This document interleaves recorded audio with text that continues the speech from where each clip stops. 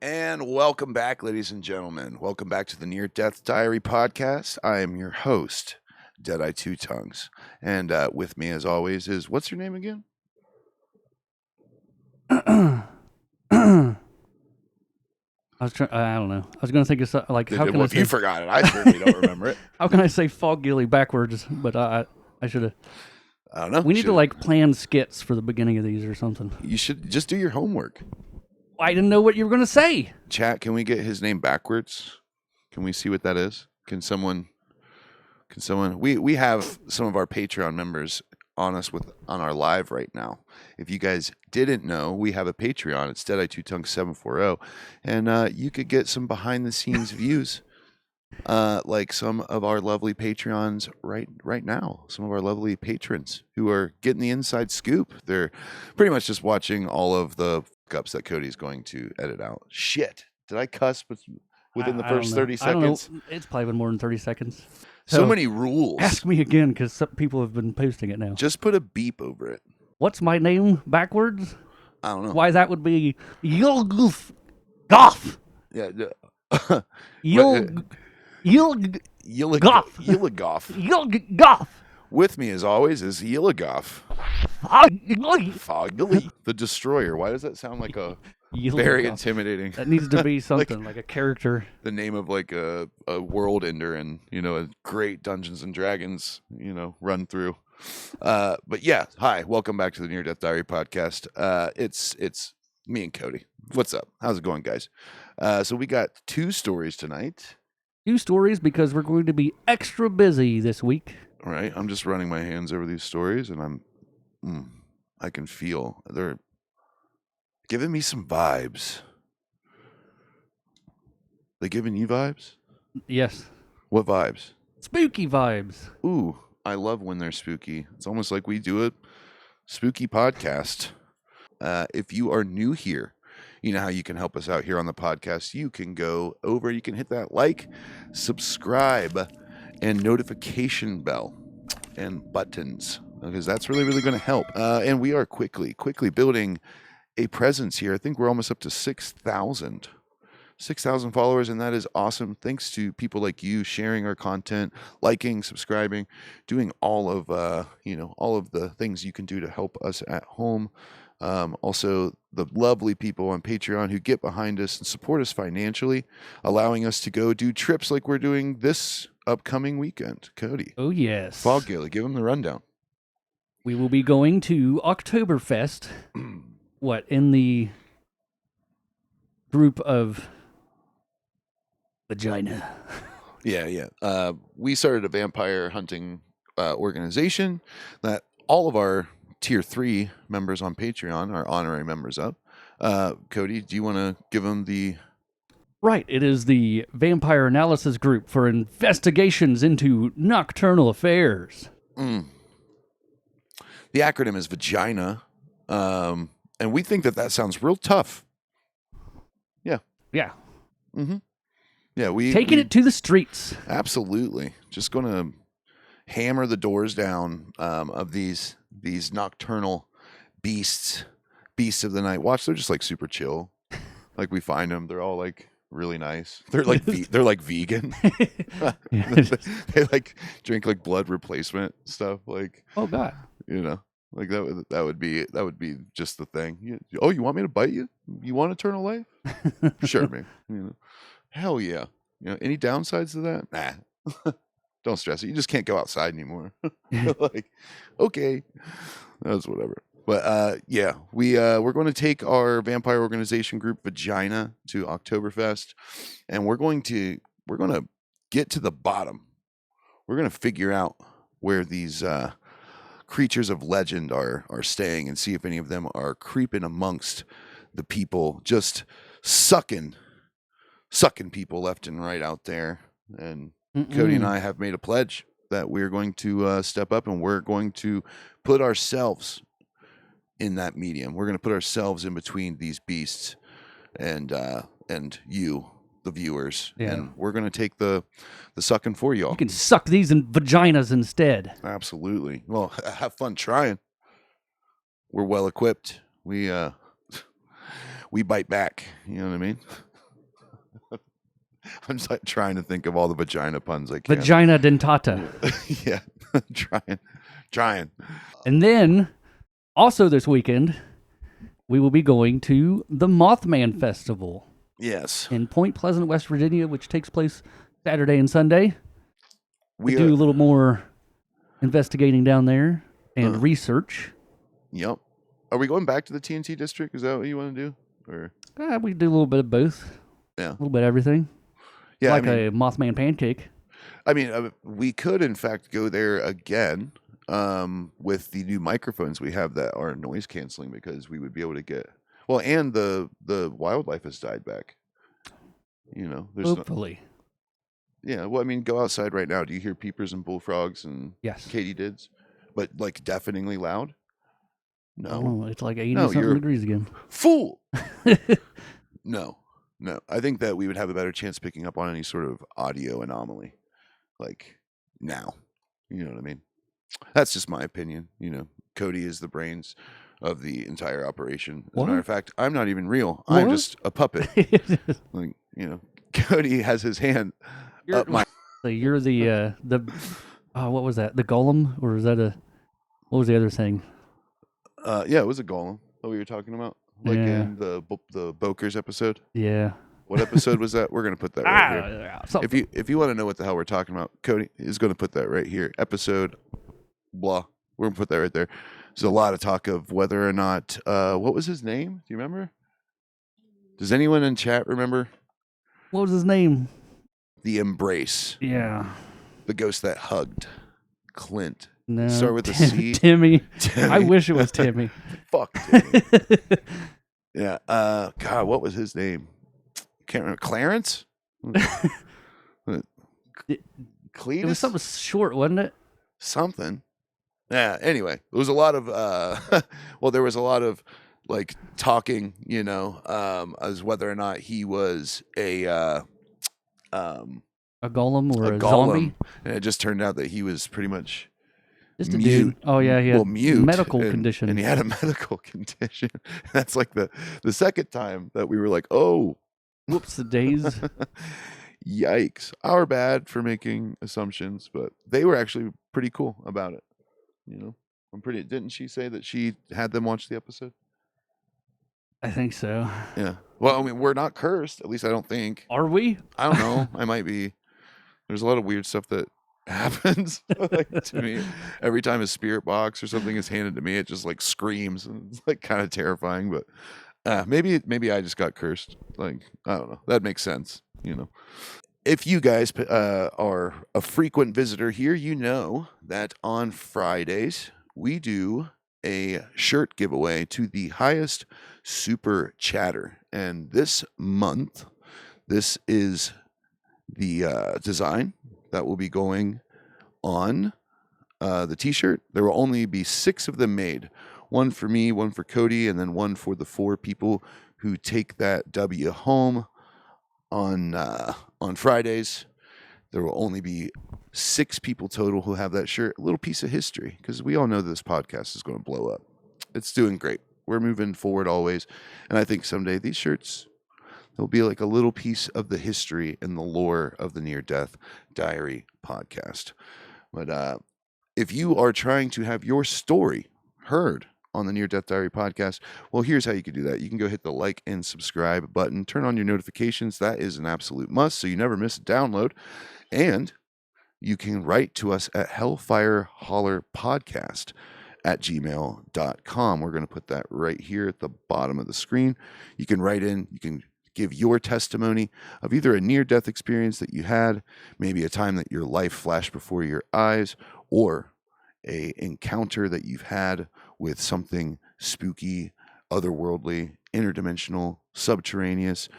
Who knows? There's so much strange things that happen in our planet, and that is our goal. We are trying to get to the bottom of what is happening. And then if you're trying to get anything like any of your products reviewed or heard, we do that on our Patreon, that you or just like pieces of art, like, you know, we've got these amazing crosses that say "Stay Strapped" on there sent into us.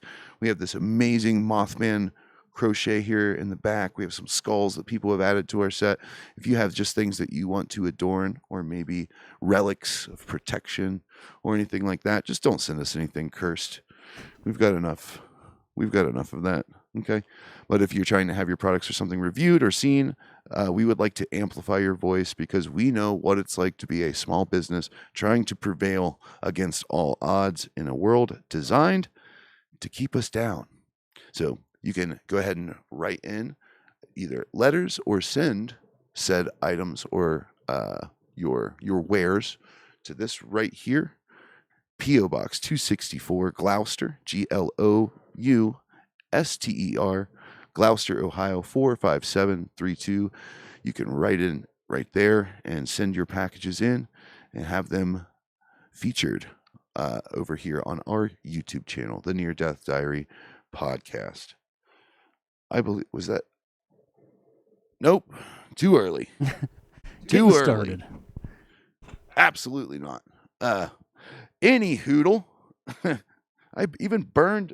I burned it all. I did the, like. I don't. We got to get rid of the Ouija board. Aw. We have to. I'll move it somewhere else. I'm done with the static. I'm done. It's just like in my left ear, like the whole time I'm doing this. Oh, he's a good boy. Who knows what people did with that thing? It's from the 70s. Who knows what people did with that? But anywho, we're going to dive into our first story of the night, and it's thick in the bind, small letters, heavy. Thanks to people like our Patreon, we have a stapler. Oh yeah, which has made my life so much easier. Now, if we could just get, maybe a headlamp or something, that I can maybe have a little easier to read. But we're getting there. We're getting there. We're going to get there some days. It's an uphill battle. But this is sent in to us by Chelsea, who is back again. So this is a return? Yes. Ooh, you sent in the story The Loft. Monster in the Loft. Episode 10. Oh, yeah. If you remember, at the end of her previous episode, she gave a list of... Yes, a list of different things that she had experienced, and we said 2 of them, and she sent them both in. So. Ooh, so this is a double. Yes. So kind of a 3-story night, just a double, 2 in 1 here. So if you guys don't know, if this is your first time tuning into the Near Death Diary podcast, the whole premise of our show is we amplify the voice and the encounters that other people have had. We give our opinion as someone who has pierced the veil and been on the other side and seemingly has a connection to the other side, and someone who's been investigating the paranormal for a very long time. And we give our opinion, we give our insight on the story, and it's written in by people like you. So this first one's coming in from Chelsea, a return storyteller here. So everybody give it up for her. Chat, give it up for her. Patreon, give it up for her. It is good to have you return to our show, and thank you for providing the content. Guys, that's what you do when you write in, baby. You provide us with the oil for the gears of this bad boy. So please, if you can, hellfirehollerpodcast@gmail.com. Let's dive into the first story of the night, called The Ghost Child. Hello, my name is Chelsea, back again, as requested from the last tale, Monster in the Loft. I now bring you The Ghost Child. I'll add the Lady of the Lake as well, since it's a short one. The Ghost Child story took place at an old church in Bankhead National Forest in Lawrence County, Alabama. To me, this is the lighthearted story that I think back to with fondness. The church is called the Old Beulah, and it sits in a remote area that you'll have to know where you're going to even find. The church is a modest white building with a tan trim, which sits in the middle of a graveyard. The dates of those past vary from modern to as far back as the early 1800s. The church was no longer in use, but it still felt very inviting. We have a lot of those around here. They're always fun to visit, too. Yeah, we have a lot of old, rickety churches. And, if anyone's still like wondering and waiting for the Munchkin Land IRL that I did in Michigan. We're working on that. We are putting that together. We kind of like to have some things in our back pockets for rainy days, and that's one that we're just putting a lot of time and energy into. But I will tell you this, and Patreon, some very strange things happened, and I did in fact catch it on video. So that's it was a very strange time. A lot of light phenomenon was going on. A lot of energy phenomenon. But yeah, we have a lot of really like just decommissioned old churches, like graves, like pretty awesome. Most of them are still well kept. You never see one like that's not mowed. So I found one. I know one that was just overgrown. Like you can't even tell it's there. I was just walking through the woods and like mushroom hunting and found it. I was like, what the fuck? It's just trees and things growing up through it. Pretty neat though. Yeah, there's a lot of very, very old cemeteries like around here. That I don't think anyone's still buried in, but they stand as like kind of testaments of time. And it's weird because I've seen like a few of them where they'll be like abandoned and not used anymore, and then like they'll start using them again, start burying people in it. So I don't know. Yeah, but there's actually a church that we really want to go to in our area where a pastor, he removed two people from Earth, or maybe it was one person, but put her in the septic tank of the church, and it's supposedly very, very, very haunted. So that's one that we're wanting to do. We also have access recently given to us to Mount Nebo, an area around here that's super, super scary, and one of the graveyards that forms the pentagram that is supposedly the spookiest of them all, Sims Cemetery. It is rumored that the cemetery actually moves around. Super strange. That is a very commonly reported thing, that things move around and tombs tend to move and rotate and be in different locations than they once were. So super strange. But back to the story. This summer night was warm and humid, with a gentle breeze that clung cool and damp to your skin. As we approached the church, my brother and cousin and I could see a scattering of headstones surrounding the church in the moonlight. Each headstone glowed as fog lay heavy around them. What are you doing? What are you doing over there? Spreading fog. My job. I'm Mr. Fog, Mr. How long's it been since we did an episode with fog in the background? It's been a while. Let me tell you, those are the worst nights driving home. Like, you cannot see, like, at all. But, okay, back to the story. It was getting close to 2 a.m. We had little fear of anyone catching us trespassing. We made our way inside the church building. The door was frail, but opened easily.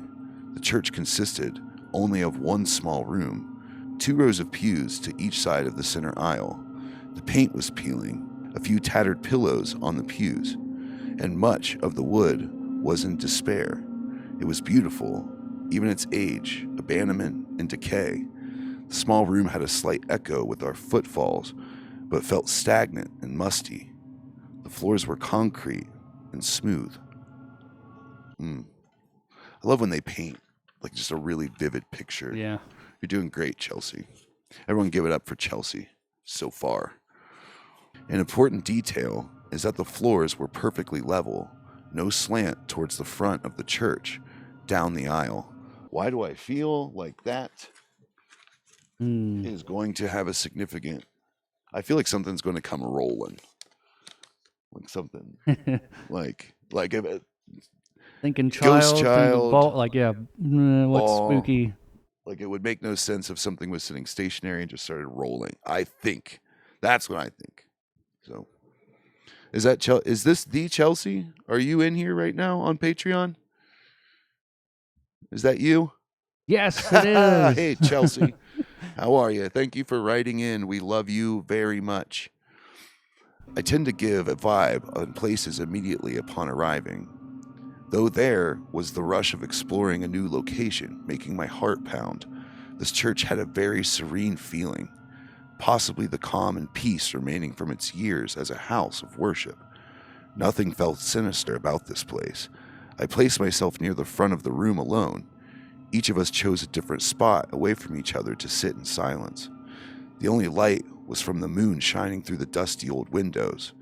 Being the choir nerd that I am, I took the opportunity to sing a verse of Wayfaring Stranger, which softly reverberated in the small space, bringing a greater sense of haunting peace. The room again fell silent. As I sat alone in the pew, I suddenly felt as there was someone beside me. It was a very small, delicate feeling that presented with a brush of cold air despite the warm stillness of the room. I did not feel afraid, but I did feel the need to look at her. I often get uncomfortable unless I can see. Having ADHD disrupts my ability to process something unless I can see and study it. My eyes strained in the darkness, and I could make out an outline of a small girl. Yeah. Whew. Now, because we have Chelsea here in the Patreon, this is interesting. So, did she emit light, or was she of a dark presence? Because I have a theory. Keep an eye on her response for me, if you don't mind. I don't think that, like, shadow people, it's something we discuss an awful lot of the time. I don't think that they can emanate light. I don't think that they serve the right purpose to emanate light. So it's always fascinating to me to, when you see a spirit, you almost have like the, the ethereal, like white, like look, or you have the complete opposite, the dark, almost pulling in and sucking light away. Yeah, she said it was completely dark. Completely dark.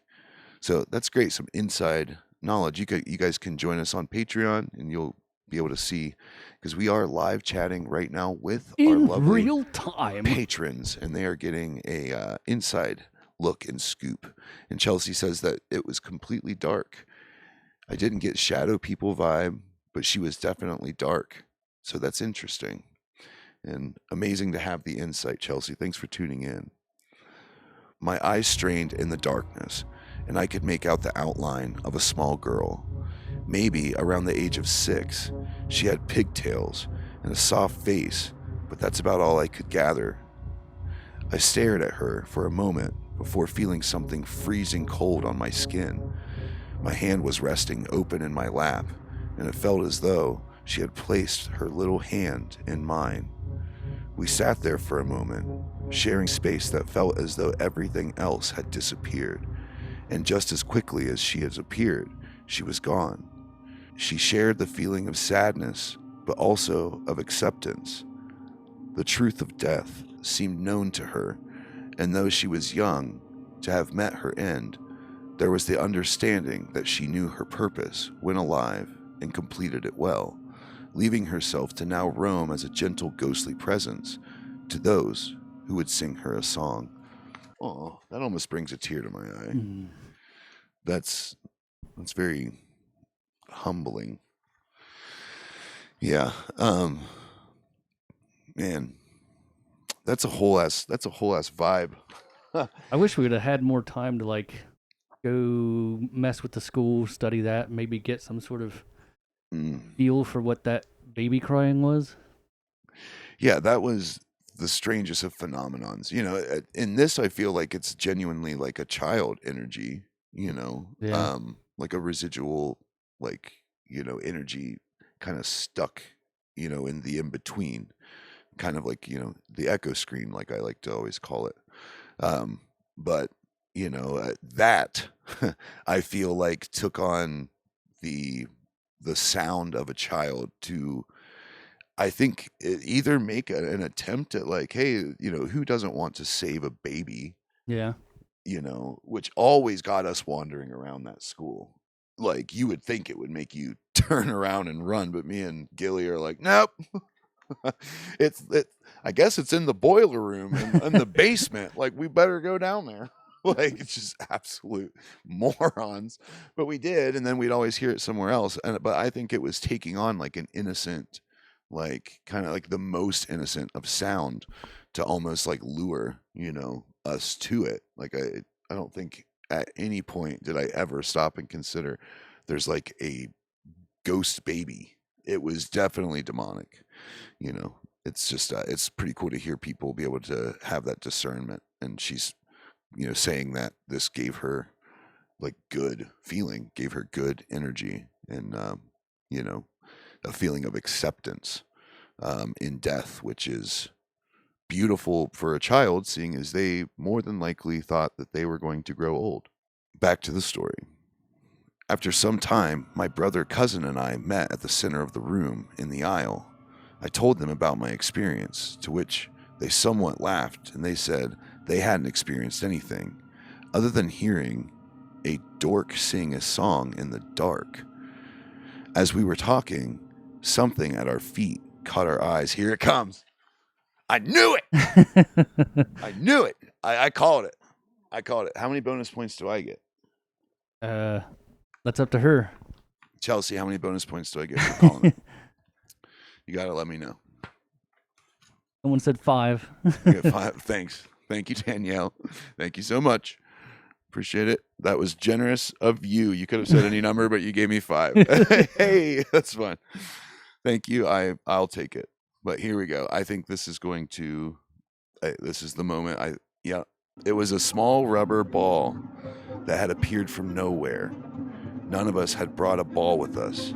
We stood in a circle, and the ball weaved its way between us, making a significant zigzag before rolling its way back into the darkness towards the front of the room.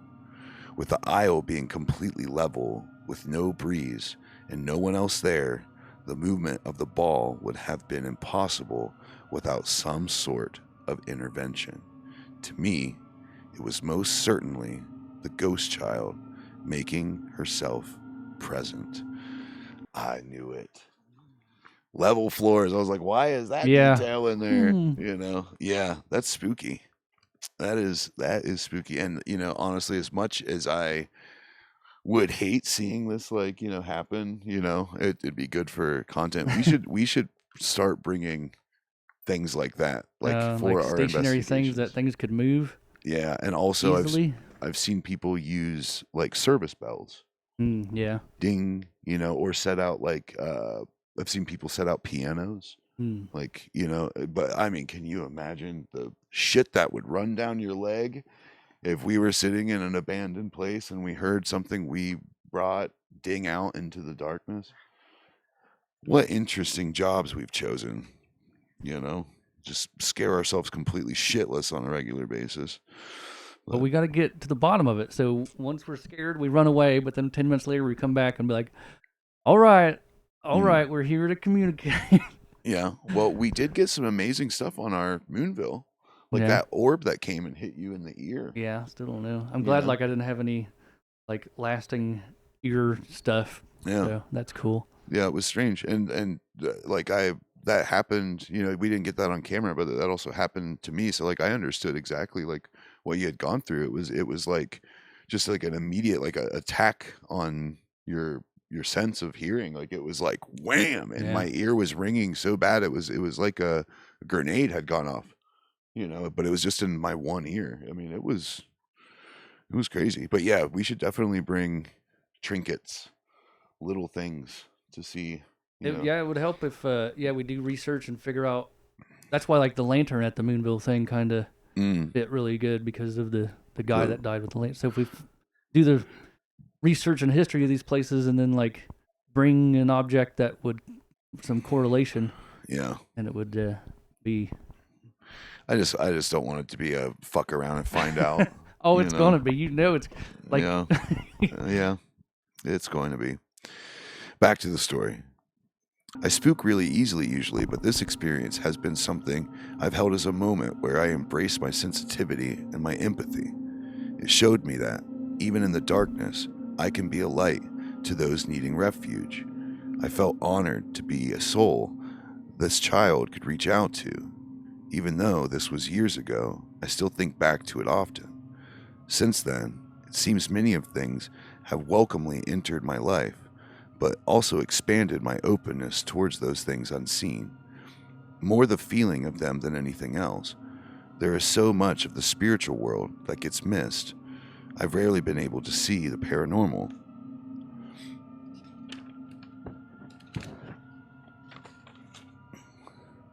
But I feel blessed to be able to feel it instead. Not just their presence, but their emotional state as well. Exhausting, yes, but also enriching. Yeah, you ain't wrong. You ain't wrong. I've always been very sensitive to this type of stuff with my grandmother being clairvoyant and my mother always being someone who preached the power of spirituality, and intent and empathy, But it was after I had passed and pierced that veil that I came back and it was like, oh, wow, they just won't be quiet. They're constantly Mm. going, just all the time. And I get that feeling of being watched and all of that stuff so often now, which is just absolutely wild. Yeah, Chelsea, amazing story so far. So yeah, thank you. Chat, how we feeling? Many of you are from the Patreon. What would that be? That's like what was the movie with Leonardo DiCaprio? Inception. Chat within a chat. It's a chat within a chat within a chat. Back to the story. We were going to explore the graveyard too, but felt we needed to start the long drive home. We piled into my dad's F-250 pickup and weaved the dirt roads back to the highway. We decided to take a detour on another dirt road. This one was barely a road at all, though. I'm not sure that we were going to accomplish, but we managed to get ourselves into a predicament. After about a half a mile, we came to a fallen tree that was not passable. We got out of the truck and we wandered, but after seeing multiple glowing eyes hit our flashlights, we decided that it was time to go. Nowhere to turn around, we put the truck in reverse and back a half a mile to the highway. It seemed our luck was failing, but it wasn't official just yet. After backing for what felt like forever, my brother announced that the brakes on the truck were starting to get heavy and eventually stopped working altogether. Still in the middle of the forest, with no phone service, this was problematic. We eventually found a clearing just large enough to turn around, but not having brakes was still a problem. The drive back into town was down a small mountain and had sharp curves. Thanks to the emergency brake, we eventually made it back. We soon discovered brake lines were leaking, and there were shards of metal coating the inside of the wheels. Insert trash talk about Fords here. But we made it home. Even with the side quest, the evening felt peaceful. Not all ghost stories are negative. That's good. That's a good takeaway. And several times we've had that, and it does feel uplifting. It makes me, wonder, if some of us do essentially have unknown jobs and occupations within the spirit world, that we were sent here to do, because some people don't believe at all and they don't have any sort of connection, and you can't convince them of anything, and then there are some people who literally are like, yeah, there's someone, sitting right next to you, like it's interesting with that. That was a good story. The brake lines. That's Yeah. interesting. What do you? Yeah, I was like, it was like going and going. I'm like, is this going to turn into the second episode where they had to turn around, and drive past the cemetery, and there's a naked pale thing standing there, and it's like, yeah. ooh, ooh. Well, that story wasn't from Britain, was it though? No. Okay. No. Did you guys see the last episode that we did where we were able to kind of geolocate where the two stories came from and saw that they were only an hour and 54 minutes apart, but they were incredibly similar in their telling, like down to the creature, the description of the creature, the creature and its ability over, like its power over, like it was all so similar. And then you find whenever we geolocate, it's an hour and 54 minutes apart. I don't know if you saw But somebody commented on our last episode, Mm-mm. and guess where they live? Where? Shropshire. Really? And they were like, never would have thought that I'd hear that on one of these episodes. I was like, well, shit, I never would have thought that we'd have somebody comment. And then, so I don't know if they replied, but I asked them, I was like, have you heard any of this stuff or have any idea what this thing could be? So maybe we'll get a little bit of inside information. I mean, remember the one guy who we were talking on TikTok and we were talking about all the crazy stuff that happens in Appalachia and how you just kind of have to get used to all of the creepy, crawly energy that comes with it and everything. And the guy's like, "Oh, you should, you should come to my neck of the woods. Moxahola's like, like the crazy." And we're like, "Yeah, that's like literally like you walk outside and spit off the porch, and you're, it hits Moxahala." It's wild. It's really crazy to see just how far our signal gets amplified and gets out there.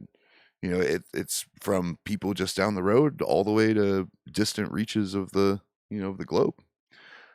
Cool that we have like connection with two people now from a place called Shropshire. Shropshire. Because that's just fun to say. Yes, it is. It'll never be as fun as Yorkshire. I don't know. I like Shrop. I like my mouth going. I like Yorkshire. Shropshire. It's my favorite. That being said, we're going to go to our next sponsor. And no, ladies and gentlemen, it is not Hellfire Holler. No. As a matter of fact, it is the tattoo studio that I work at. Art of the Hills in Nelsonville, Ohio.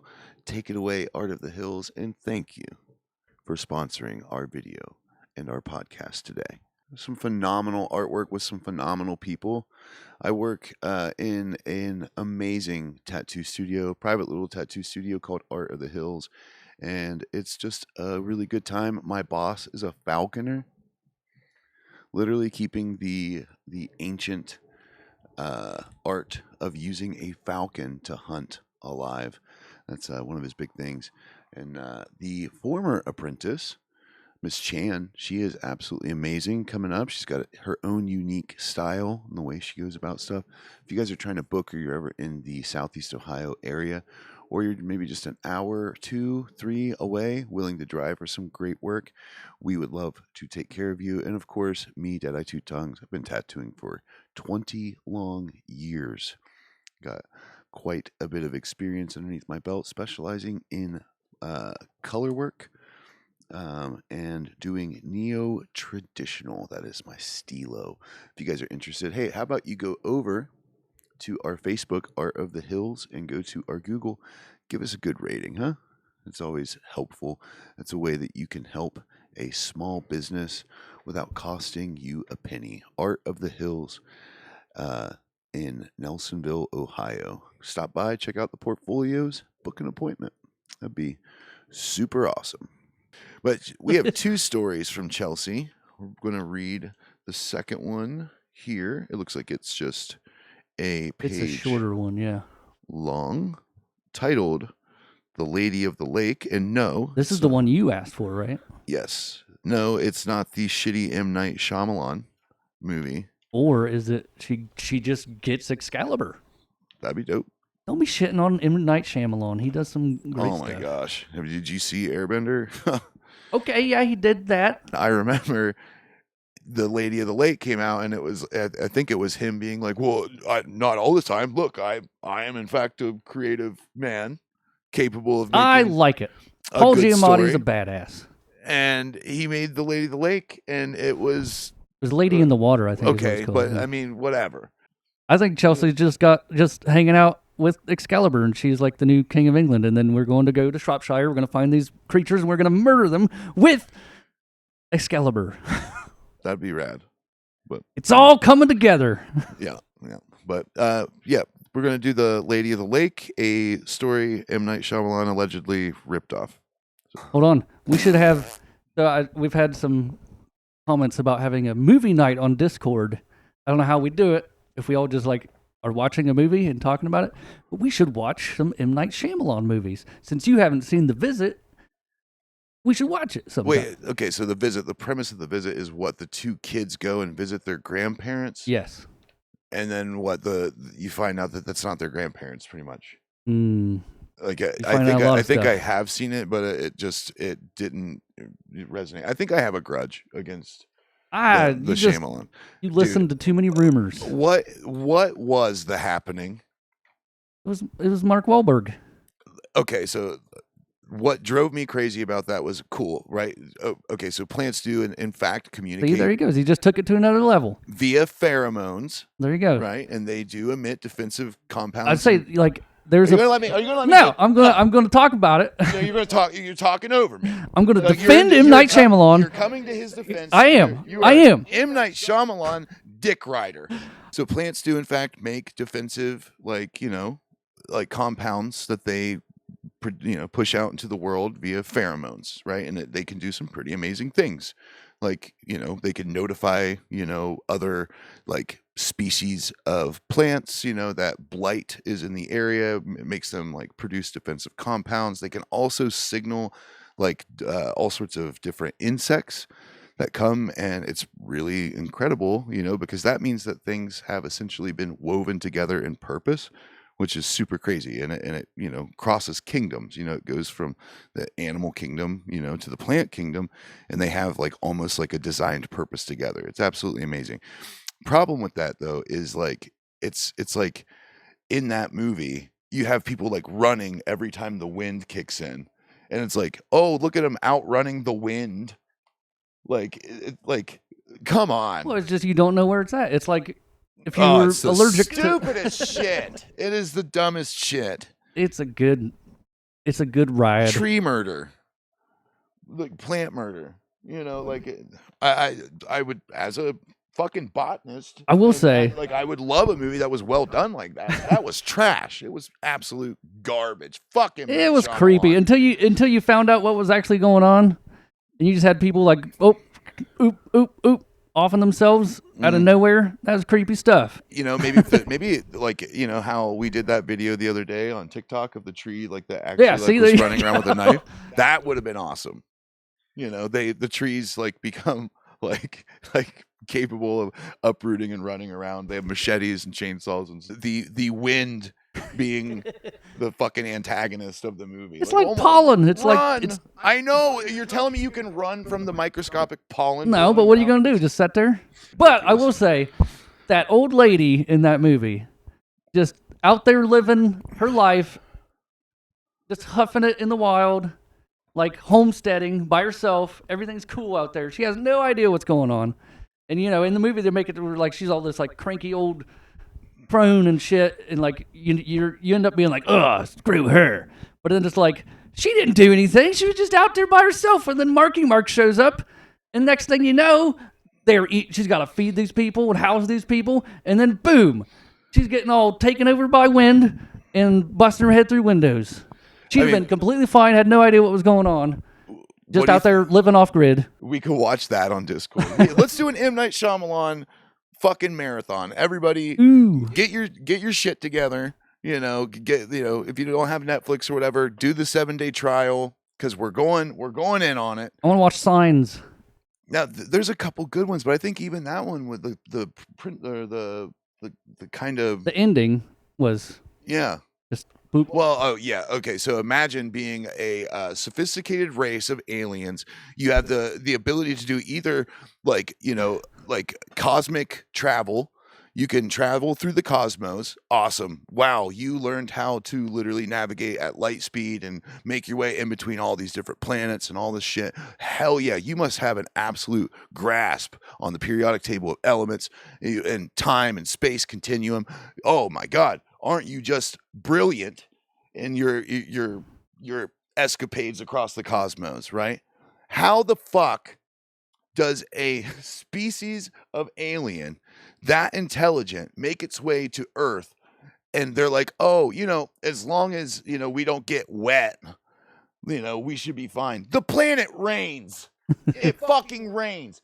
The surface area Well, they were gonna live underground. Who knows? Earth is literally like 80% water, and they just like, oh, this looks like a good planet. They came down without their spacesuits on. We're gonna come down here naked, skin just See, You know, those were the ones that they got naked for some reason. They shouldn't have been naked. That's not the moral of the story. Like the weakness, like literally was, like, oh, we got them wet. Water's their weakness. Get fucked, Nah, Shyamalan. swing away. Like they're literally out, like in orbit. Like this is the one right here, guys. Right here. This is the planet. We're taking this one right here. What's all that wet stuff down there? I don't know. Maybe they're for some other resources that needed water. Who knows? Not a chance. Not a chance. This is M. Night Shyamalan, and at least this. Not instance, only he's made some sweet ass movies. Uh, Nah. What about Unbreakable? I mean, that was kind of cool. Kinda. But then, Come I mean, on. that was another movie where water was his weakness. Yeah, he can't swim or something. He fucking drowns. He literally drowns in a fucking pool that, A lot of people drowned. Oh my God. Hey, guess what, Bruce Willis? Stand up. You're in a pool. He fell on a tarp. It's 4 foot deep. He got tangled. Oh, I don't want to hear it. Okay, so he's tangled. Isn't that guy able to lift a tank? Rip the tarp apart, dipshit. Stand up. Love you, M. Night Shyamalan. Got the coolest name too. You're just jealous, is what you are. They explain it in Glass, is what Just Jamie's saying over on Patreon. But you're He's still got to have a weakness. Here's the twist we're all waiting for. Turns out, Just like Superman, and then be he's like, one of the aliens. your from fucking science. weakness is a rock from your planet. Like that sucks. Yeah, that is stupid. Well, see, nobody like. Superman sucks. Superman sucks. You just gotta have. You just can't be impervious to everything. There's got to be, because then it doesn't make any sense. You gotta have a story. You gotta have a weakness. M. Night Shyamalan is awesome. He does have a weakness. He does, but he can also do everything else. He could see through walls. He could shoot laser beams. He can blow ice. Like, there's no point to having laser eyes and ice breath and stuff if you can just literally spin the Earth backwards to like turn back time. Like, oh, Doomsday came to the planet. Like, well, no, he didn't. Superman, baby. I don't even know where we were in the story. I don't even think we started the story. Did we? We gotta. No, we didn't. Patreon, this is what happens. There's probably a lot that's going to get edited out of that. Oh, yeah. That was like an hour of just bullshit. There is a lot. We've been meaning to just put all of the rants and the stupid shit like into like a subsection, for people to enjoy, because there is quite a bit. There is an immense amount of that. Okay, here we go. Here we go, guys, into the second story of the night, titled The Lady of the Lake. This is a short tale, but one I haven't been able to rationalize. As I mentioned in Monster in the Loft, my parents' property has a lot of oddities about it. This happened at a nearby lake in the woods. I mentioned before that I was dumb in my youth, so on one of my late-night dumbass journeys through the woods, I wanted to sit by the lake for some quiet time.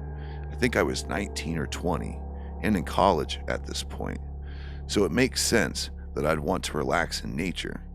I'd been quietly sitting there for about 45 minutes, soaking in the moonlight, the fresh air, and listening to the frogs sing. Ignore it.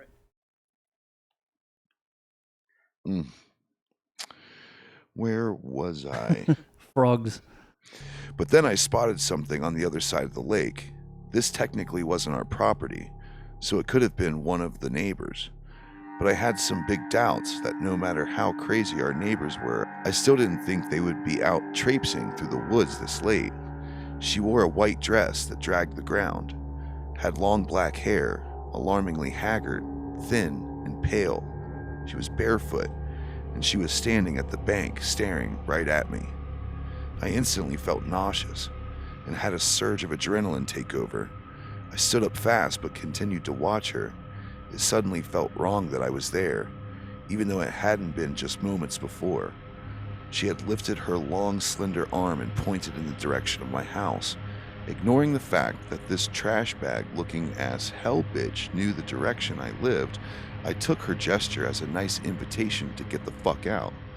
At that point, I was like, okay, whatever, a neighbor doesn't like me trespassing.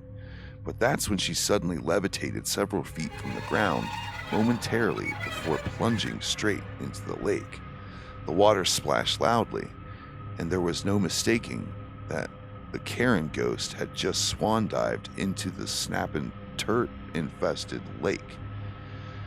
I did not miss a beat in turning and taking off in a dead run back home. I'm 36 now, and I still have no idea what that was, but it thankfully ended my late night adventures. But that's it for me. Thanks for reading more of my stories. Love you guys. Aw, thank you, Chelsea. Now, Chelsea has left us her social medias, and it says, if anyone wants to follow my socials for horse, chicken, pup, and pit bull archery shenanigans, I'll add them here. I also own a small counseling practice I'm trying to grow for the Huntsville area, Alabama folks. Even a follow could help. She gives her Insta, which we are going to provide right here. And for you guys on Patreon, it's Croberts, Croberts 6289. So that is a combination of Chelsea Roberts, and it's Take the Reins Counseling. We're going to put that here as well, all one word. And then her TikTok is at Croberts9311. Guys, give it up for Chelsea coming back to the Near Death Diary podcast to give us more of her spooky encounters. The way she did that, guys, was sending it over to Hellfire Holler Podcast at gmail.com. That is how you can get your stories read, just like Chelsea did. What do you think that lady meant? She was pointed at your house and then jumped in the water? Yeah. I don't know. Especially with it making a splash. It impacted physical matter. It had to have a lot of power. I wonder. You think she met her demise in that lake? You know, I'm not a big fan of thinking that like ghosts have nothing better to do than just like linger around the area in which they passed. You know, unless there's like some That's what I mean. Yeah, if you're like. Well, I'm saying like unless like maybe, you know, how many times have we heard like ghosts have essentially helped fill in the blanks for, you know, a murder case that they, you know, were the victim of. Yeah. You know, I think if something is manifesting itself around the source in which it passed, a lot of times it is like almost reaching out like, yo, like, you know, but maybe not always the case. I mean, this one, she said definitely, you know, gave her the feeling that she was supposed to get the fuck out. You know, I don't know. I think that a lot of that resonates in your gut. You know, for sure. Like whenever those vibrations or those feelings like come on, I think that they're telling you. But you know, a lot of it also could be fear of the unknown. I wonder if Chelsea went back, you know, and she, you know, was like, all right, I'm opening my heart and being susceptible. Like, you know, what is it you were trying to convey to me? You know, so I would like to. He says she never went back. Yeah, she's. I mean, I don't blame you. She says the vibes were too nasty. Yeah, well, probably a good thing to get out of there then. If it doesn't seem like it's asking for help, if it's asking for you to skedaddle, probably a pretty good idea. But yeah, that was spooky to say the least, and to have a nice one come in and then pimp smack with the scary one within the same breath. Yeah. Yep, absolutely. Trust your gut. We got some people chattering over here on our Patreon as we are doing a Patreon live of this episode right now. If you guys are wanting to see stuff like that in the future, you can go to our Patreon. You can go to Deadeye Two Tongue 740 right here, and you can help support us over there on the Patreon. Help line our coffers, get us moving around, doing IRL experiences, and also making it easier for me and Cody to devote our time and energy into this podcast, which we absolutely love doing. Other ways you can help us is you could go to our next sponsor. You can go over to hellfireholler.com, check out some amazing herbal products. And shirts. Absolutely. We do now have merch. How about you guys go check that out? But for now, take it away, Hellfire Holler. Visit hellfireholler.com. Oh, thank you, Hellfire Holler, for coming in clutch and supporting the company. Guys, if you want some amazing products that have really, really changed not just my life, but the lives of many other people for the better, go and check out hellfireholler.com. Also, with the merchandise, the products that we provide are great preventatives. Adding them to your diet can certainly help your health, help keep sickness at bay, remove free radicals from your body, help with mental clarity, especially our forerunner product that we have, the Mycomender. It's an amazing product that has helped people with fibromyalgia, help people with focus, concentration issues, ADHD, depression. There's been a lot of different testimonies that we have gotten. Some of them, just absolutely elating my heart, making me feel like I've made a difference in the world. So if you guys are wanting to go try those products, we put our love and care into each one of our small batch created products. And we would absolutely love if you gave them a shot, see if that helps you. And you can let us know how they are working for you in our comment section. But what a great first two stories sent in by Chelsea, who had joined us over on our Patreon live.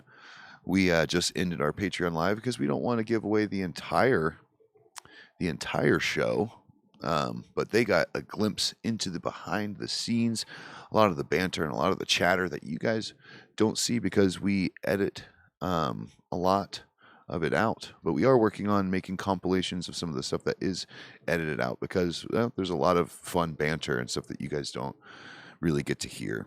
And if you're wanting to join that and have the ability to see that as we do Patreon lives, you can go to Deadeye Two Tongues 740, become a patron member, and we would really greatly appreciate you joining our community. Gives access to our Discord as well, and ask the live chat, like right now. If you guys don't know, we do have a live chat that goes on with every premiere. Typically, we are in them, but I think, Cody, where would we be right now? Where we are in Cincinnati. We're That's right. Vampires. Yeah, we are in Cincinnati right now. More than likely, we are going to be doing live streaming after the airing of this. That way we don't compete with ourselves.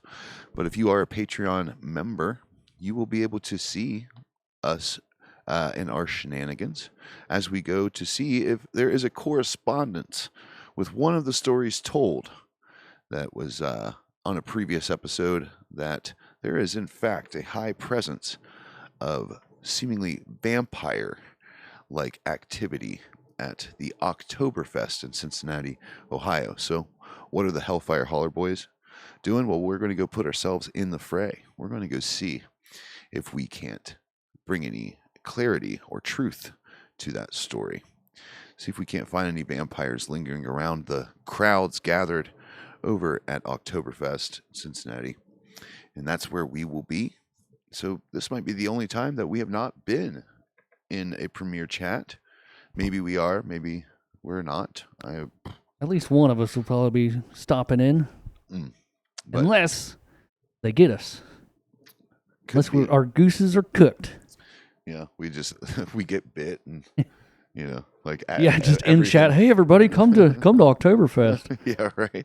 Like come There's nothing going on that's bad over here. Yeah, right. Yeah. But maybe you guys can join us over there if you are not a Patreon member. Well, maybe that is some incentive for you to go and check out our Patreon, as we will be filming live and doing some live questions with some of the folks over there, seeing if they have heard anything of the nature, and see if we can't catch some folks without reflections, maybe some people that shy from garlic. It's a medical condition. We shall see. But if you guys are wanting to show us support, you can also check out me and Cody on our other socials. We're going to put those right here. You can check us out, TikTok, Instagram, Facebook. We are on them all, and you can support, if you guys don't mind, just by liking, reposting, sharing, duetting, stitching, doing all the things. And if you want to help this video gain some traction, you can go over to the new function here on YouTube, which is the hype button. You can hype up this video, and you can also like, share, subscribe, and hit that notification bell so you never miss an upload. We really appreciate each and every one of you guys and helping us with our blossoming YouTube career. So on to the next story, which right from the title, The Blood House by Jesse. That gives me some visuals. We're just talking about vampires and then just blood house. I mean, nothing like, psyching yourself out before you go, and seems to be like kind of a common thread before we do IRLs. We think of all the horrible, terrible things that could happen. I mean, in the other IRLs, we've come out unscathed. Yeah, so far. Well, we did have a few actual physical, contact, which did hurt. In fact, it was like we in the IRL of Moonville Tunnel, both Cody and I had what appeared to be orbs actually interact with our physical being. Caught Cody's orb, I guess, attack. I don't know. Seemingly. Caught that actually on camera. You can go check that out. It's in one of our YouTube shorts if you want to go and find it, or you could check out the episode, a really good episode, the IRL investigation of Moonville Tunnel, a pretty spooky place here in our Appalachian area. Lot of lore. Been going there for quite a while. Had a lot of chatter coming through on the spirit box, and had some pretty strange things occurring the night that Cody and I went out there. So go check that episode out. It's one of our more recent ones, but pretty good episode. So go and give that a look-see. Tell us what you think in the comment section, as comments really do help us in the algorithm as well. And we hope you guys feel free to go down there and leave us a comment. We try to comment back. We try to pay attention to our audience because we love y'all. We absolutely do. You guys are the only thing that makes this worth doing. We're putting on a show for you guys. We absolutely love it too. So we hope you guys enjoy it. On to our second, well, technically third, seeing as the first author had two. So this will be our third story of the night, titled The Blood House, sent in to us by Jesse. I'm writing this because keeping it inside is eating me alive. Or maybe I'm hoping someone will tell me I imagined it, or I dreamed it. That what I saw didn't really happen.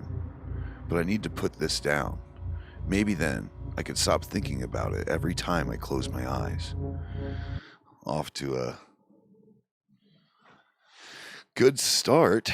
You gotta love when they start like that. Yeah. It's sounds very impactful. Yeah. Stayed with them. It started as just a stupid idea. My buddy Brian and I had been drinking in his basement, swapping ghost stories, when the stories of the Blood House came up.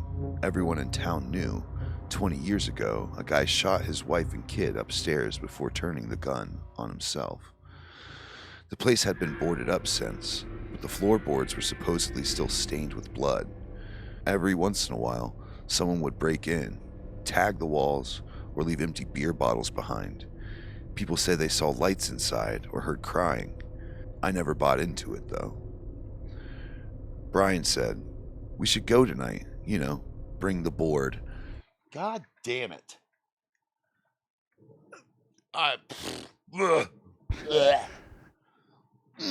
Ouija boards are portals, y'all. Ouija boards are intent, like a physical, tangible intent, to pull something forward. And 90% of the time, it's not what you think. It's not what you want. You are just inviting things. You are setting your frequency to be susceptible to things stepping forward. So when stories start like this, it's like, why? I like how we get how many And it's like, here's the scariest place that's in Yeah, in the my own area. town. Yeah, Let's take a Ouija board there. yeah, yeah, yeah. But it does make for a good story though. But anytime we talk about them, Yeah. things tend to start going bumping and stuff in the night here in the studio, and you could see that in some of the previous episodes.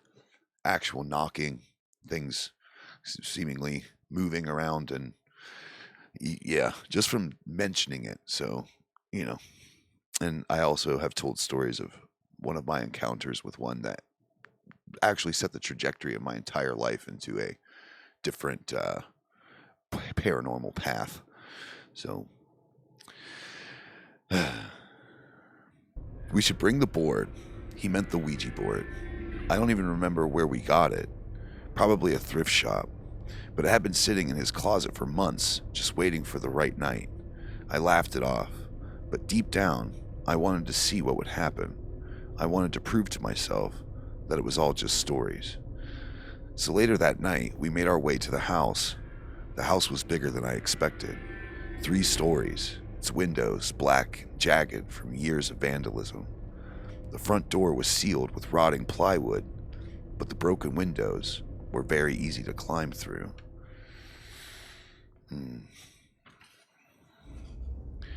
The smell hit us first.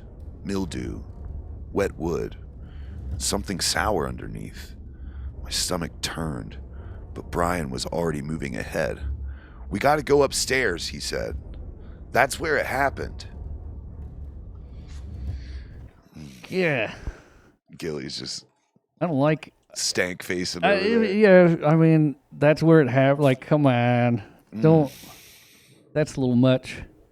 Yeah, I mean, you can sometimes just feel the residual energy lingering there, you know, and the subconscious thread of so many thoughts empowering it, you know, and you want to go stand right on it with the Ouija board. The stairs creaked like no one had used them in years. The second floor hallway was long and narrow, with peeling wallpaper. At the end, there was a door that hung slightly open, leading into what must have been the master bedroom. That was where we saw them, the stains, dark, spread across the wooden floorboards, darker in the cracks where time hadn't washed them away. Even in the weak light, we could tell what it was. Brian set the board down in the middle of the room. I didn't want to sit. My chest felt tight, like something was watching us, but Brian pushed the planchette into my hand, so I sat. We asked the usual dumb questions. "Is anyone here? What's your name?" There was nothing at first. Then, slowly, the planchette slid. "W." I jerked my hand away, but Brian kept his on. "I didn't do that," he whispered. The planchette continued. "I, T, N, E, S, S. Witness," I said. The planchette slid again. Faster now. H, I, M. Brian laughed nervously. "Okay, screw this." Yeah, now it's hitting you. Okay, I'm just now realizing, like, what we did. It's too late. It feels like Witness his. witness him. Is that Or what it witness him or his? Was it? I thought you said him. Him. It Witness sounds like him. is it going to be like a fucking like they're going to see what happened? Oh man, like a rerun thing or or residual. Dumbledore and his, like, you know, what's the thing called where he pulls the memories out? Yeah. You can witness them. Like, ugh. Oh God. I don't want to see that. No, I wouldn't either. Like that's why you don't go to be like that's where it happened. Yeah, leave that kind of place. Yeah. Leave that be. Well, let's see what this spirit is trying to convey. That's when we heard the footsteps downstairs, moving across the broken floor. We froze. Eyes locked on the door. The steps grew louder, climbing the staircase. Brian's face drained of color. Dude, I'm out. He shoved the window open, balancing on the sill. Come on! But I couldn't move. I was paralyzed with cold fear. Instead, I slowly backed into the closet behind me, pulling the warped door almost shut. There was no handle, just a small round hole where one should have been. And through it, I had a perfect view of the room. Ugh. Man, that's just, you can, it's just like the ball from the first story. Claustrophobic now, like. Ugh. Like, yeah, and why would you back into the closet? Like, oh my God. Like, there's no place I have claustrophobia. I always have. So that was handed down to me. My dad, severe claustrophobia, like severe, real bad claustrophobia. We were digging out a crawl space, and my dad just had this full-blown panic attack. It was just like, you could tell. And I'm like watching my hero, who has no weakness known to me, like, experience like his mortal enemy, a tight, closed space. And he just goes ape shit. And I'm like, oh my God. Yeah, you're right. Like this is terrible. Like, this is horrible. And he's like shoving me out of the way to get out, like trying to weasel his way out and like leaving me behind. Since then, I have a touch of claustrophobia, not nearly as bad as him. The last thing I would want to be able to run. I would want to feel limber. And I think it's like some people have that fight or flight thing where they're just take off running, and then other people will like almost hide, pretty much. Yeah, It's like they both kind of did one. It has a perfect view of the room. Like, wait, did dude just jump out the? I mean, I don't know if it's a basement or his friend just jump out a third-story window. That's what it seems. I mean, probably climb down or whatever, but still. Well, yeah, and take into consideration if you're willing to jump out of a tall building like that. I mean, yeah. I mean, I'm thinking if I'm in this situation, somebody. Yeah, we're doing this. Terrifying. Weird shit's happening. Somebody's coming up the stairs. I'm probably going to jump out that window, or at very least, like hang and drop. Find something to jump onto, slide down, whatever. Yeah. Well, where we left off is he has a perfect view of the room through this tiny little hole where a handle should be. You can't even close the door. Now it's just a matter of you can't even close it. You can't even hold. There's nothing like hold it. It's taken a dramatic. Okay. All right. I had perfect view of the room. The footsteps then entered. Oh, God. A man appeared in the doorway. He had a long black trench coat. His hair was stringy and matted. The rest of him was hidden in the shadow of his coat. He seemed to sniff the air like a dog catching a scent. He walked slowly across the room. Then, without warning, he dropped to all fours and crawled. My stomach lurched as I watched him lower his head to the stains and began to lick the floor. What the fuck? What the fuck? And you're in a closet. And you're watching this. Ugh. What? I was thinking, okay, it's like this dude's licking the blood stains from the floor. Who even? I was thinking, okay, it's like I don't know. Okay. I was thinking it's like some vagrant that's living there and came up and heard, but now it's what the fuck? I mean, I've heard of a window licker, but not a bloody floor licker. His back rose and fell, his shoulders twitching like something was wrong with his bones. I watched him for I don't know how long. I was terrified, but I couldn't look away. The wind outside picked up, rattling the window. The closet door creaked with the draft, just slightly, and you're in that closet. You're in it. Man, And he said the door was like, I'm just picturing this, and he said like the door was warped, I think. So like even if you can't even could, you can't even close, like, close. It's just ugh. ugh.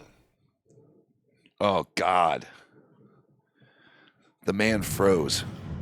His head snapped around so fast it startled me. He was staring right at the door. My heart, it was pounding out of my chest, and then I noticed his eyes. They were pure black, not dark brown, not shadows, just pits of endless darkness. His face looked wrong too, like the proportions were off. His mouth was stretched, his jaw seemed loose, like it was broken and just never healed right. I held my breath, praying he couldn't hear my heartbeat. Then his gaze shifted. He saw the Ouija board, still lying in the center of the room. Slowly, he crawled to it. He rose to his feet, towering, his coat swaying around him. Then, with one sharp motion, he shrugged it off. My breath caught. Underneath, he was naked. His body was skeletal, his skin stretched paper thin and pale as candle wax. Faint scars on his chest and arms, jagged, like someone had carved into him. He took a step and stood on the board. Then he tilted his head back, opening his mouth impossibly wide. A sound began, low at first, then building, a roar, and a scream all at once. God, what is this thing? I don't know. Like I try to like imagine this as you're reading, Yeah. and I don't want to. I don't fucking want to do that. Yeah. I mean, a lot to unpack with this thing, like a lot of questions. I'm hoping that Jesse is in our comment section.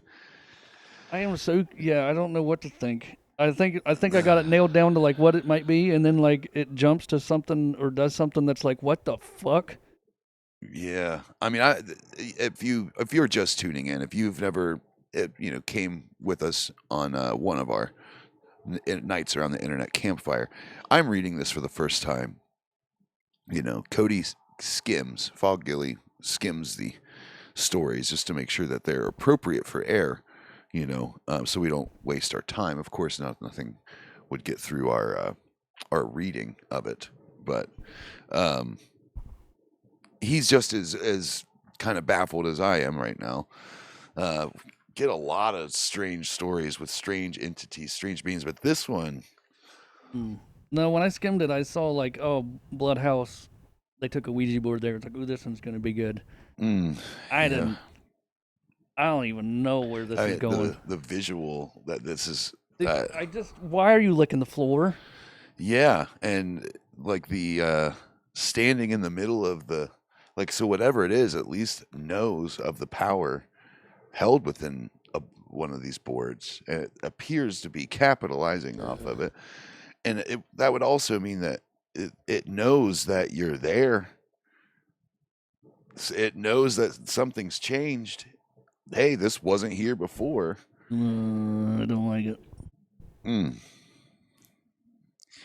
then, light. A flash so bright it burned my eyes, brighter than anything I've ever seen. I shielded my face, and when it faded, he was gone. And there was silence.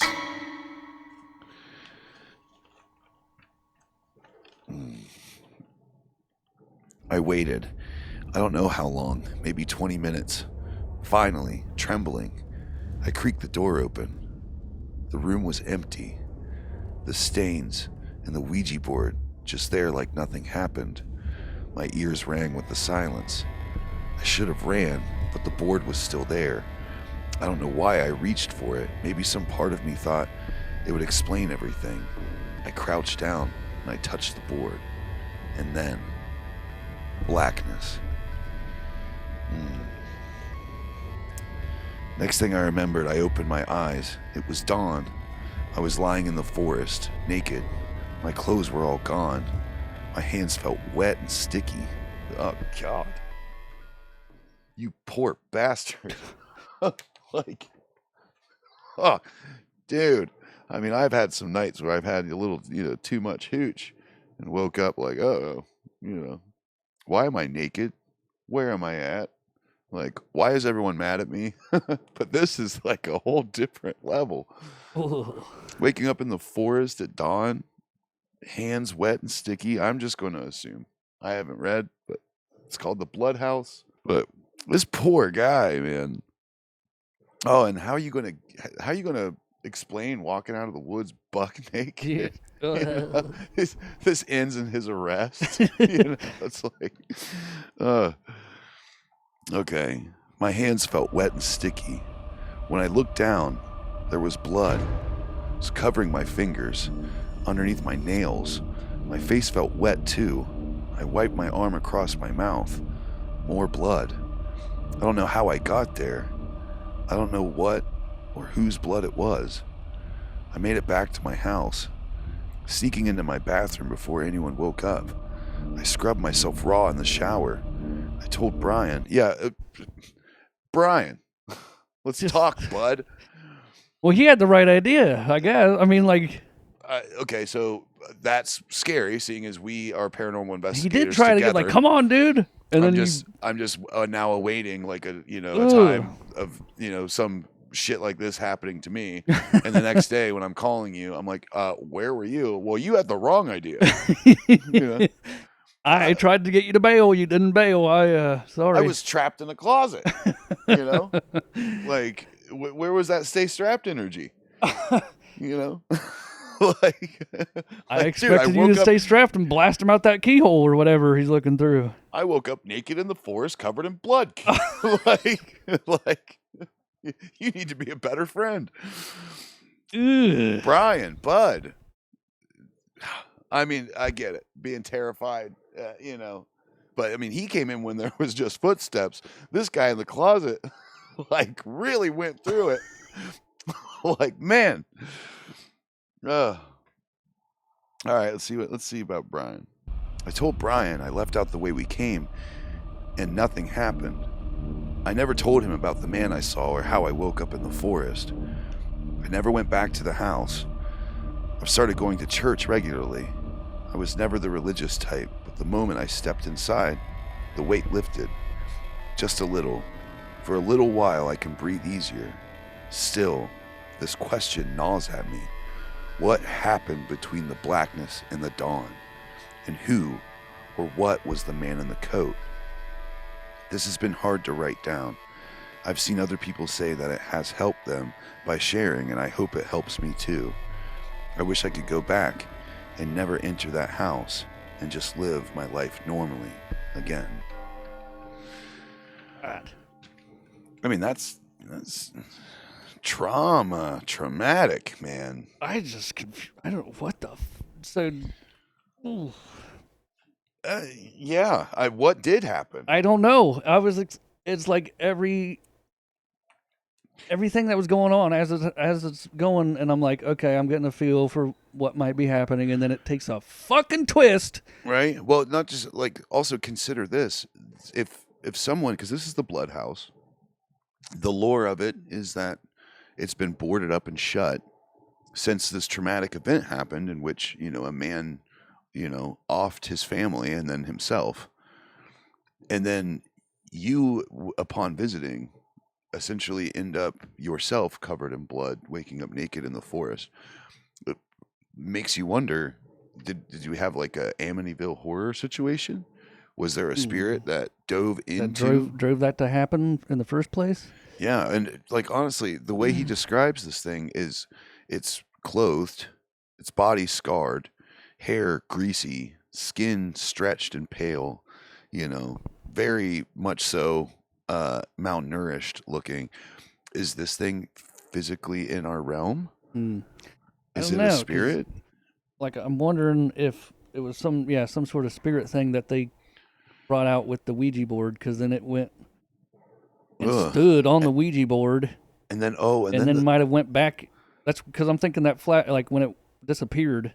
Witness and then, him. Is that shit. the him? Ugh. Because I thought that this Ouija board was going to essentially be like, hey, check out what happened in this house, or Yeah, that's what I saw. The witness. I forgot about that. but then it turns out the him is That thing. that thing. But I'm wondering if Or what if it went into the Ouija board there, and then when he went to touch it and blacked out, like if that was him getting possessed, I and then don't because know. like now he's naked as like the thing was, Yeah. and he's covered in blood, which who knows where that is? There a Yeah, he didn't is there express he didn't express any damage where to did that himself. blood? Yeah, where did that? But come it's from? underneath his nails. I mean, whatever he did, it Oof. was visceral. That could be that might be the most haunting part of it is just not knowing what might have where that blood came from. I mean, do you go looking in the paper for That's what things that had something. happened? And then there's also the other element. What if the guy wasn't the person at all that like did this to his family? What if it in fact was this thing? Yeah, That's eerie. That's gross. I've never heard of anything. Sticky. Ugh. Just like, okay, it's coming in. It's like, oh, it's like a homeless man or something, and this is where he like crashes.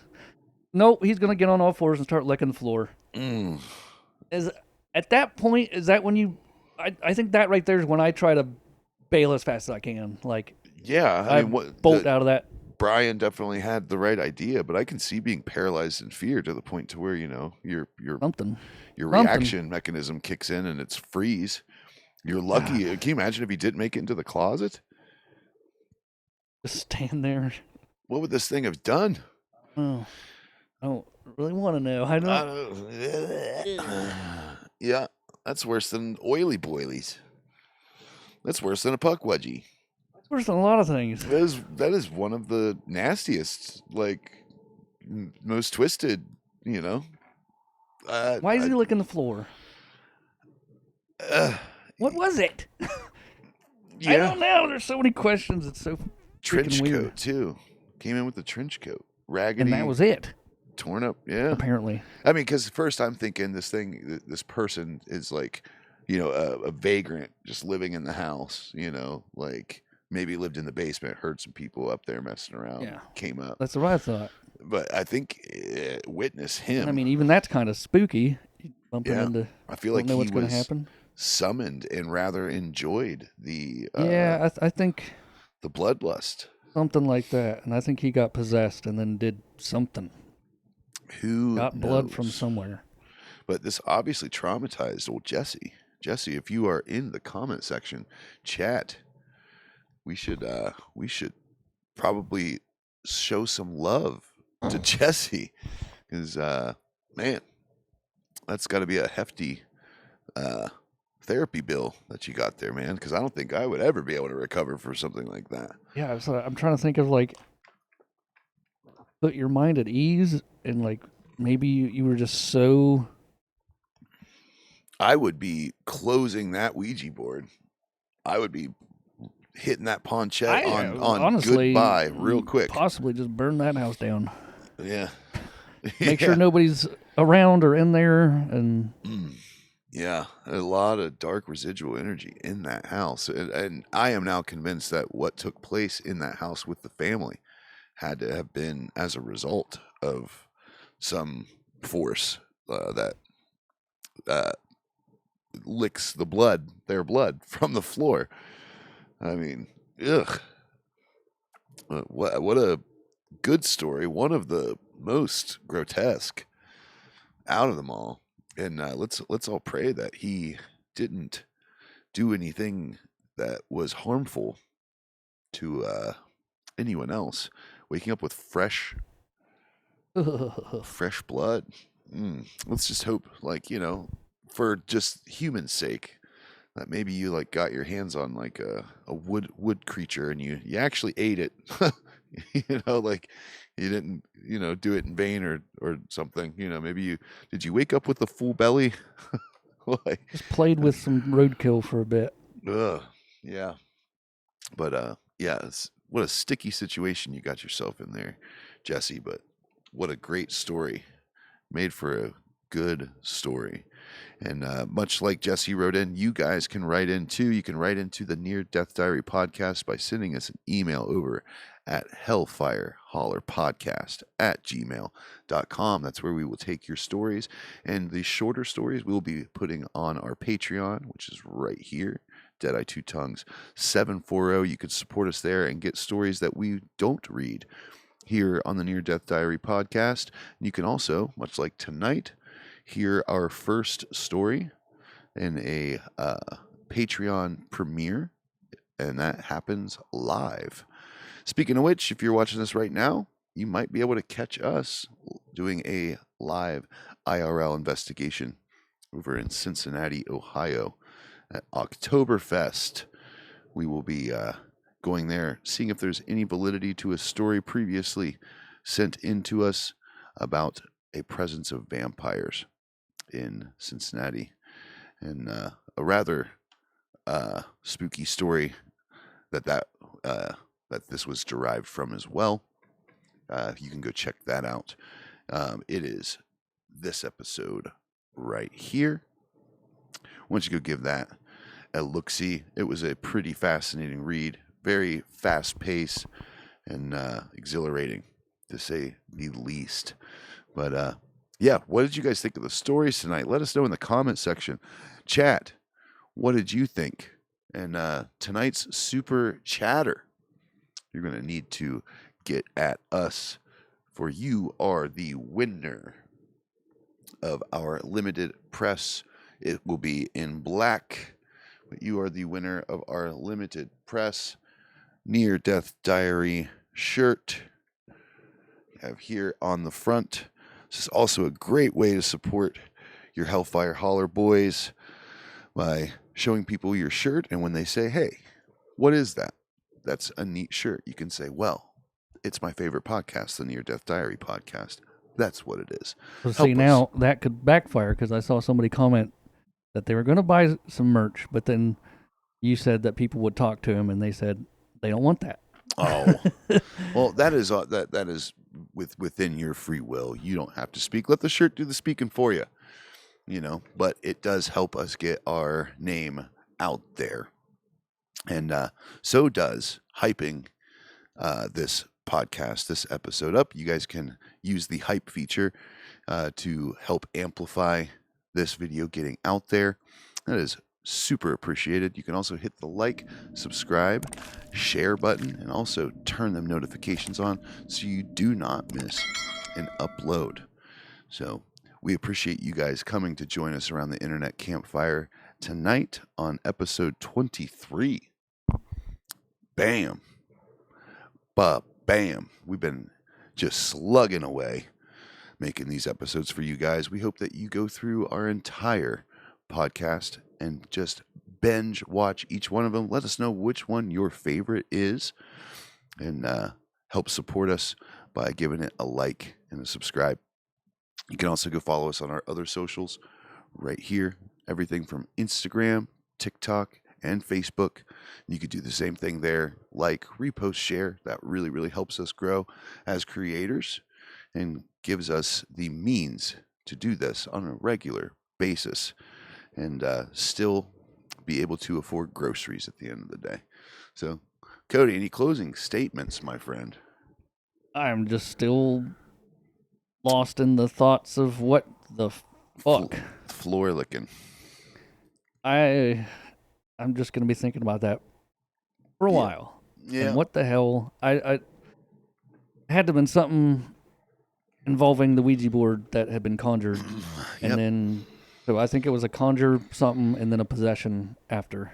Yeah, and you keep one very creepy. Right above our refrigerator from the 1970s that we don't know the origin or what crazy stuff people have used it for, but it sits right there behind me, oftentimes seeming to create little bumps in the night itself.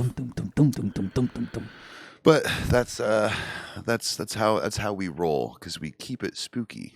We stay strapped, and we stay wild.